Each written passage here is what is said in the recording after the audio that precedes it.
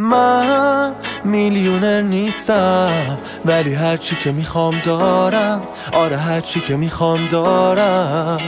آره من میلیونر نیستم ولی هرچی که میخوام دارم. هرچی که میخوام دارم. دوستای خوب، خانواده، هر کی که آدم باهاش شاده. حرف من اصلا شعار نیست، درسیه که زندگی بهم داده. همین که صبح باز میشه چشم و همین که دوباره نفس میکشم.